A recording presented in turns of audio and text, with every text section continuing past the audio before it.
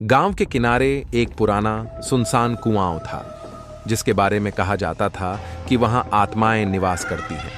कोई भी गांव का व्यक्ति रात के समय उस कुएं के पास नहीं जाता था।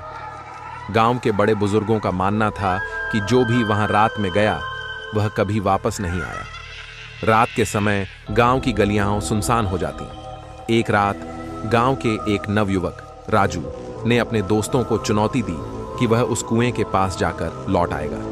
दोस्तों ने उसे समझाने की बहुत कोशिश की, लेकिन राजू अपनी जिद पर अड़ा रहा। आखिरकार उसने अपनी साइकिल उठाई और कुएं की ओर चल पड़ा। जब राजू कुएं के पास पहुंचा तो उसने देखा कि वहां अजीब सी शांति है। उसने अपनी साइकिल रोकी और कुएं के पास जाकर झांकने लगा। अचानक उसे लगा कि किसी ने उसके कंधे पर हाथ रखा है। राजू ने पलटकर देखा, लेकिन वहां कोई नहीं था।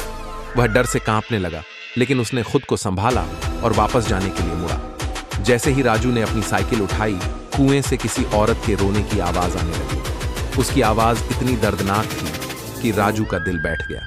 उसने सोचा कि शायद कोई मदद के लिए पुकार रहा है।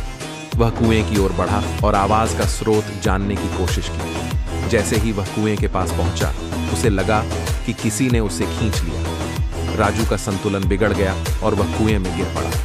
कुएं के अंदर उसे एक धुंधली परछाई दिखाई दी जो उसकी ओर बढ़ रही थी।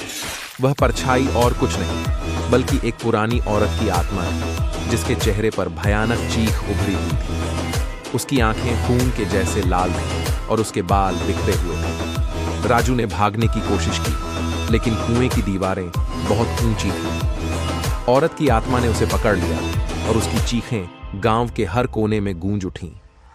सुबह गांव के लोग कुएं के पास पहुंचे, लेकिन वहां राजू का कोई अता पता नहीं था।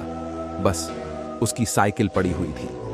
गांव वालों ने एक बार फिर चेतावनी दी कि रात के समय कोई भी उस कुएं के पास न जाए। राजू का किस्सा गांव में एक डरावनी कहानी बन गया और उसके बाद कोई भी उस कुएं के पास जाने की हिम्मत नहीं जुटा पाया।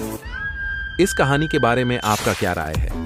कमेंट करके जरूर बताएं। वीडियो को लाइक करें, शेयर करें, चैनल को सब्सक्राइब करें। धन्यवाद।